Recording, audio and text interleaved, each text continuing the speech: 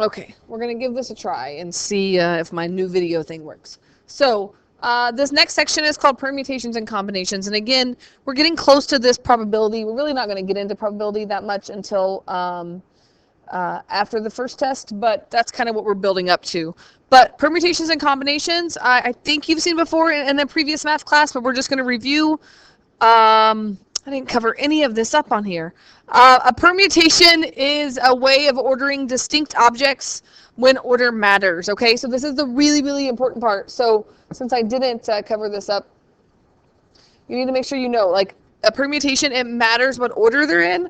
Also know that it's distinct objects, which means you can tell the difference between one and the other, okay? Those are kind of really important words in this definition.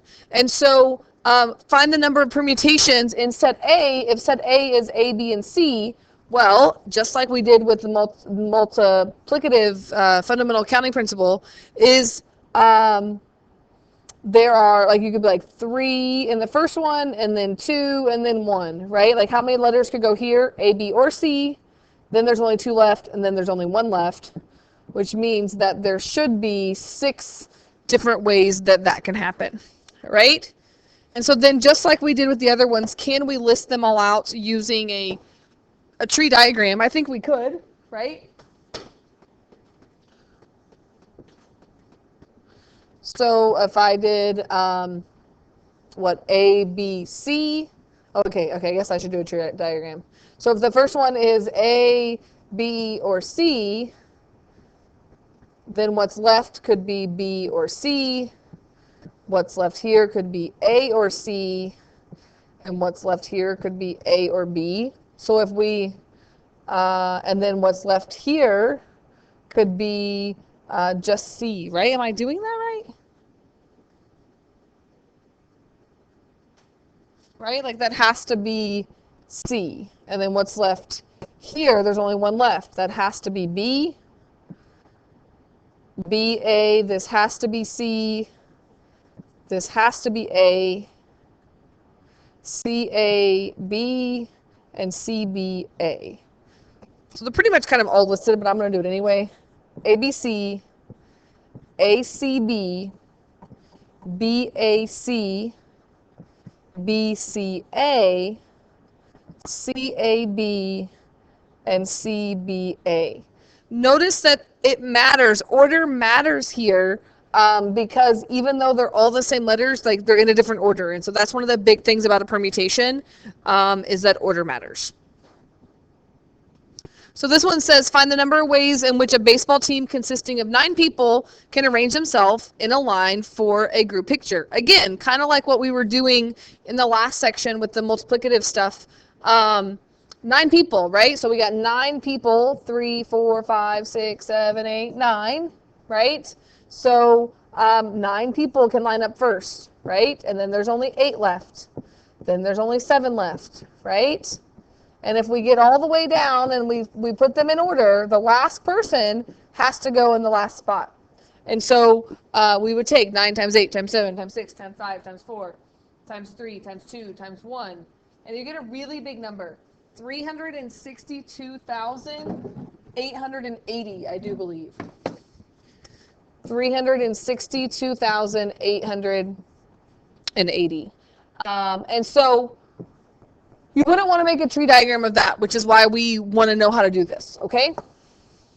So maybe you remember, hey, I know that I can write 9 times 8 times 7 times 6 times 5 times 4 times 3 times 2 times 1. If I start with a number and I count all the way down to 1, remember that that's called a factorial, right? And so for n factorial, if I write n with an exclamation mark, I take n times n minus 1 times n minus 2 all the way down to 1. So like 5 factorial would be 5 times 4 times 3 times 2 times 1. So exclamation mark in math doesn't mean excited. It means multiply by every number. Now the exception to that is 0. 0 factorial is 1. So yeah. So again, things I should have covered up. Maybe I'm going to cover this up before I go make copies since I haven't done that yet. The number of permutations of n distinct objects taken n at a time. So if I take and I order, this is the notation, I have 9 people and I want to know how many ways they can line up. that's always just going to be that number factorial. So if I want to know how many ways I can order a specific amount of objects using all of the objects, it's always going to be the factorial. So using this is where we get the idea of, what if I don't want to take all of them? What if I want to take just some of them? And so this is kind of a really important definition here, that the number of objects, the number of permutation of n distinct objects taken r at a time. You write the big number first is n, the smaller numbers r, and this is the formula. Okay, and I do want us to work with the formula today, and we'll talk about our calculator later, but n factorial over n minus r factorial. And there's a really great proof in your book showing you where this comes from if you're interested in looking at it. But let's just practice a couple of these.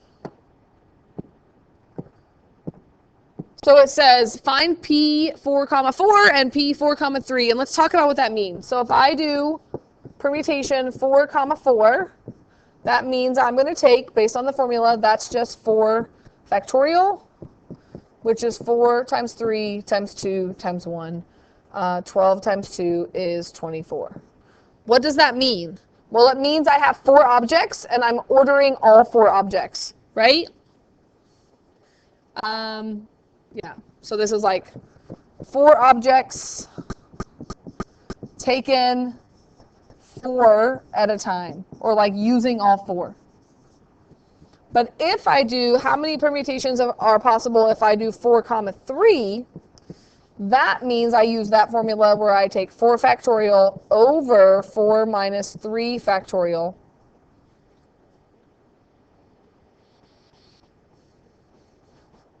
Four minus 2. What am I doing here? Okay, really important I use the right formula here. Sorry. Let's write the formula out. N factorial over, I don't think I wanted to write this as 3, because that just works out to be the same answer. I'm changing this, okay? We're changing this to 2. I'll fix it on your notes. 2. 4 factorial over n minus r, 4 minus 2 factorial. So I get 4 times 3 times 2 times 1, and this is just 2 factorial, which is 2 times 1. I like to cross those out, which means that there are 12 ways that that can happen. And what does that mean? That means that I have 4 objects, but I'm taking 2 at a time.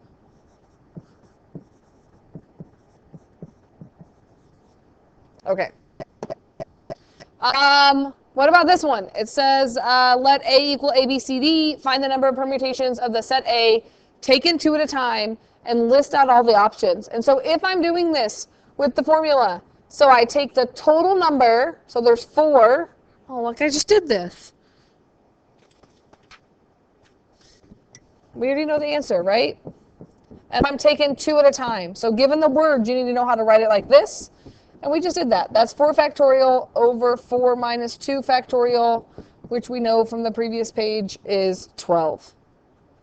12 ways that can happen. And then it says list out all the options. And so one option is you can list them out. There's 12 ways. The other option is use the tree diagram to help you, right? So like we have A, B, C, and D. And then what would be left? B, C, and D. And then what would be left? A, C, and D. I'm out of room, aren't I?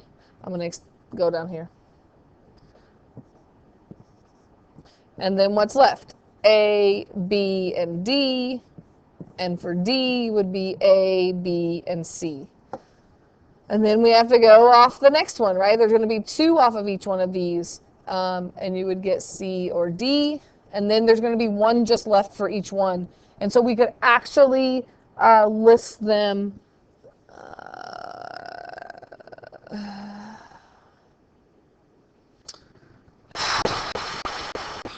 Okay.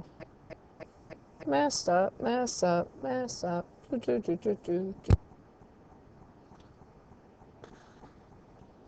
Okay. I was doing what we did on the first, but what did I not take into consideration here? Okay, can you tell this is the first time I've taught this class? I've never drawn the picture before. I'm taking them two at a time. That's what part I didn't just do. So let's make sure we get this straight, all right? We're not just saying how many ways can I do this. I was just doing this, okay? I was doing permutation 4, choose 4. But we're not choosing 4, right? We're doing 2. So we just want to take, out of the 4, we're choosing 2. So how many ways can I do that? So I am going to start with A, B, C, and D. And then I do have 3 options still, right? I have B, C, and D. I have A, C, and D. I have A, B, and D. And I have A, B, and C. That's where I need to stop because I'm not choosing more, right? I was going more. I was choosing all 4, but we're only choosing 2, right? So it's like, of 4, how many ways could I choose 2? Does that make sense what we're trying to do? So what are my options? AB, AC, AD, BA, BC, BD, CA, CB, CD, and DA, DB, DC. Really important here that you notice like AB is different than BA because order matters. It's like if I was picking, two people to go do something, in this sense it matters. It's like I'm picking like a president and a vice president. It matters because in this one A would be president and B would be vice president, but this one would be the other way around. Okay? So at least I caught my mess up. Yes? Yay. Growth mindset. Oh, look, this is the last one I'm going to do, and then we'll do the rest in class because I'm droning on here. Find the number of ways in which a chairman, a vice chairman, and a secretary and a treasurer can be chosen from a committee. Notice, this doesn't say permutation, but it says there are 8 total members, and we're choosing a chairman, a vice chairman, a secretary, and a treasurer.